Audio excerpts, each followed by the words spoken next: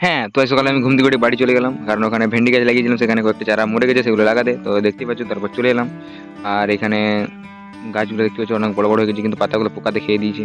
তারপর ওগুলো লাগিয়ে পর বাড়ি চলে এলাম। আর এসে পর মুখ ধুয়ে নিলাম, কারণ বাড়ি গিয়েছিলাম 5:30টায়। তারপরে এসে মুড়ি খেয়ে নিলাম, চা মুড়ি আর ইয়ে। তারপরে জেঠু বললো এবার বাজারে যেতে হবে, যেই কথা সেই কাজ, তার জন্য বেরিয়ে পড়লাম। আর কি কাজে গিয়েছিলাম তোমরা দেখতেই পাচ্ছ। তো দেখো কি জন্য গিয়েছিলাম, একটা হার্ডওয়্যারের দোকান গিয়েছিলাম, কারণ হুমায়ুন থেকে বলেছিল সিমেন্ট লাগবে 10 বস্তা, তাহলে বলে ঠিক আছে। তারপর সেগুলো নিয়ে কাকার দোকানে এসে ডিম আর তেল নিলাম। কাকা বলছে তোর ভিডিও আমি প্রত্যেকদিন দেখি।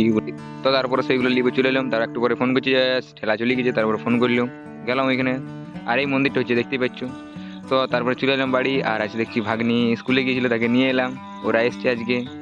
আর তারপর খেয়ে দিয়ে পর বিকালবেলায় ঘুমিয়ে পর খেলতে বেরিয়ে গেলাম। আর এত জলদি গেছি, কেউ আসেনি মাঠে, আমি 3:33-এ পৌঁছে গেছি।